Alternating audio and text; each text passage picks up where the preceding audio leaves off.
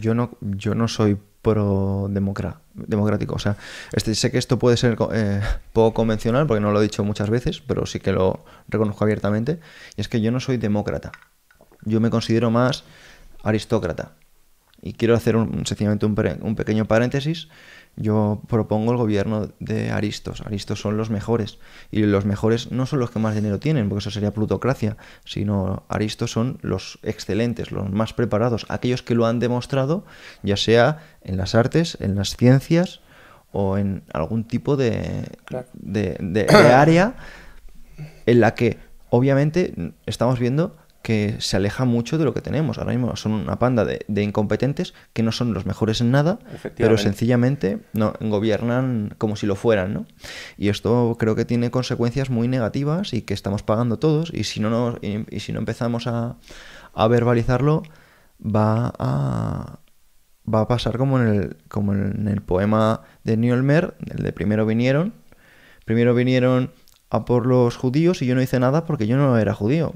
Luego vinieron a por los sindicalistas y yo no hice nada porque yo no era sindicalista. Luego vinieron a por los socialistas y yo no hice nada porque yo no era socialista. Y luego vinieron a por mí, pero no quedaba nadie para defenderme, ¿no? Entonces, creo que este poema de Nimal Moer refleja mucho que si nos callamos estamos siendo cómplices de donde nos estamos encontrando ahora, que es una posición en la que lo políticamente correcto y la censura precisamente de temas que pueden ser incómodos, pero que considero que son necesarios porque nos permiten tener una perspectiva mayor, nos están alejando del control y el dominio de nuestras libertades físicas, ¿no? De la libertad, ya no solo de hacia dónde puedo ir y dónde no puedo ir, porque no sé si bueno, tú lo sabes, ¿no? Tenemos amigos en común que por su situación con su país de origen, por ejemplo, este está el caso de nuestro amigo Edu, no puede viajar libremente por el mundo por un pasaporte.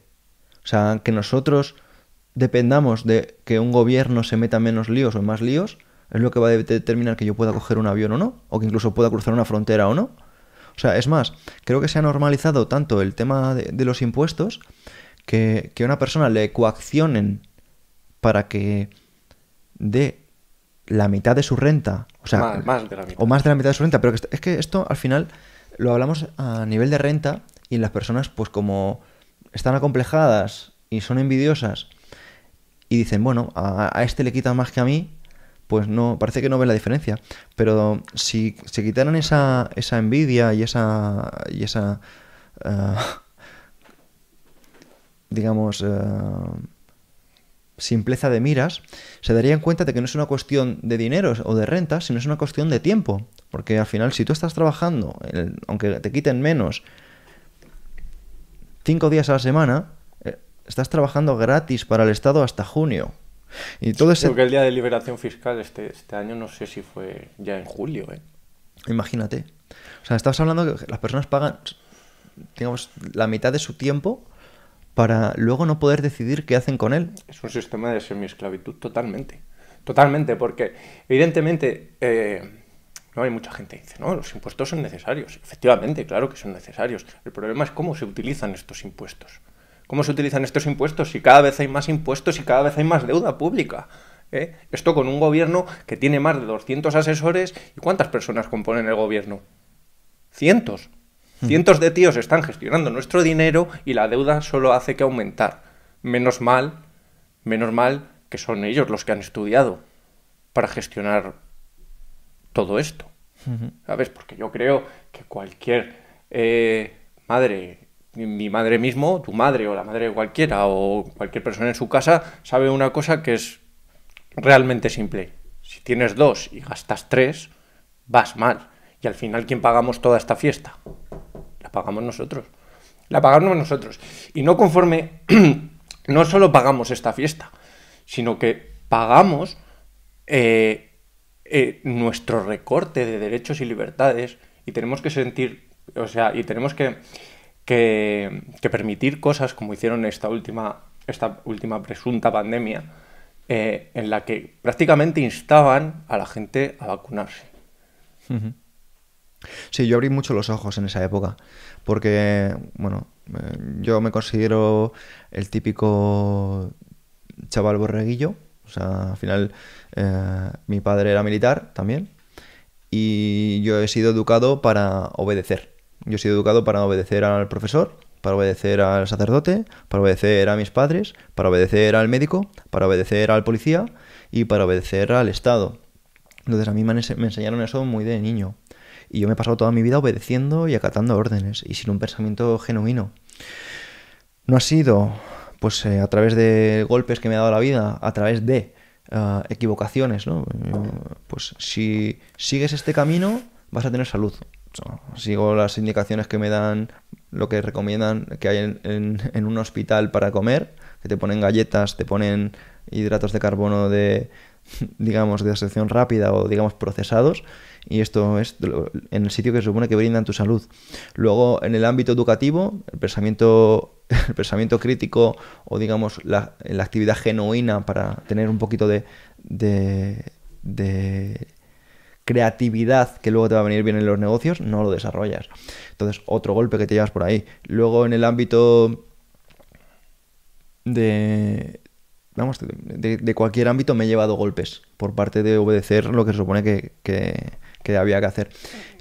Entonces, ¿qué ocurre? Que a mí me dio por salirme fuera de la caja. Y lo que era mi pensamiento de mirar dentro de la caja, me dijo, bueno, voy a ver qué pasa afuera. Y según me voy alejando de la caja, según me voy alejando de todo lo que es convencional, veo que mi vida empieza a progresar. Veo que mi salud, según hago lo menos convencional posible y me salgo de ese paradigma, empieza a mejorar. Mejoro muchísimo mi rendimiento, mejoro muchísimo mi capacidad de sueño, mejoro muchísimo mi capacidad de atención. Veo que a nivel financiero mejoro muchísimo por alejarme de los patrones sociales que te venden que son los ideales, y que mi vida mejora radicalmente. Veo que a nivel de relaciones, al ser más claro y tener un pensamiento más genuino, me acerco con personas que son igual de claras y son igual de genuinas, y encima, al decirme las cosas tan claras, me permiten progresar y prosperar. Y me doy cuenta de que hay muchas personas que les encantaría hacer esto, pero que tienen tanto miedo a ser censuradas, criticadas o no ser aceptados. O no ser aceptadas, que se quedan donde están. Y ahí es cuando me llevo las manos a la cabeza. Evidentemente, pero me gusta que la conversación haya tomado esta deriva porque, como bien has dicho, en el colegio es donde empezaron a enseñarte, a obedecer al profesor, a plasmar en el examen lo que te están diciendo. Es decir, tú no puedes cuestionarte si lo que te dicen es verdad o es mentira, o poner cosas diferentes, porque te van a decir que eso está mal. Entonces un niño y ya te meten en un aula que es más cercano, o sea, los colegios son más cercanos a cárceles que a centros educativos, que otra cosa. Te enseñan a obedecer, cualquier cosa que hagas mal, no hables, no hagas esto, no hagas lo otro, tienes que comportarte así, asado. ¿Por qué? Porque vivimos en un sistema que lo que quiere generar es trabajo fácil. No te salgas mucho de lo que nosotros te decimos, porque si no, mal. ¿Has comparado colegio? Y te programan desde muy pequeño. Te programan desde muy pequeño. Has comparado al colegio con las cárceles, y quiero hacer un apunte a esto. Las cárceles son espacios árquicos. Árquicos, a diferencia de anárquicos, son espacios donde hay una autoridad y el resto siguen a esa autoridad. Pero vemos que lo que sucede además dentro de las cárceles pasa lo mismo que los colegios. Es que son muy caóticos. Son muy caóticos y hay una jerarquía y hay un miedo a... En el colegio pasa exactamente lo mismo. Hay una jerarquía y hay un miedo a... Hay un miedo a levantar la mano, hay un miedo a equivocarse, hay un miedo a salirse de... Y esto, precisamente, es algo que se aleja mucho de los estados anárquicos, donde... Estados anárquicos me refiero a situaciones anárquicas.